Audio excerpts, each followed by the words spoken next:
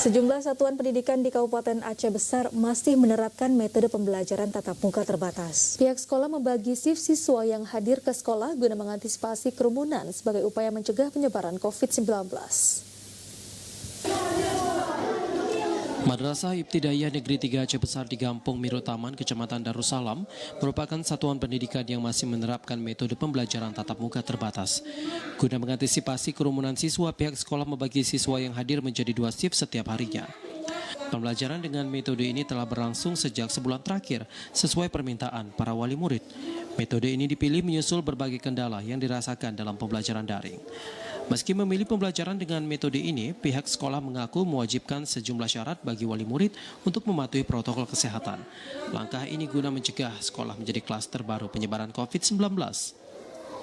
Kalau daring kurang efektif, Pak. Nah, juga warung murid permintaan beliau, Pak, kalau bisa jangan diliburkan. Itu permintaan wali murid. Nah, tapi kami dari pihak guru, kami informasi sama wali murid, kita proses protokol kesehatan tetap kita jaga. Penerapan metode pembelajaran tatap muka terbatas disambut positif sejumlah siswa. Metode ini diharap dapat terus berlangsung mengingat kendala yang dirasakan siswa dalam pembelajaran daring.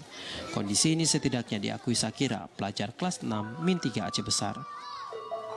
Senang karena bisa jumpa sama kawan-kawan lagi, main sama-sama, terus belajarnya juga mudah, nggak kayak di rumah.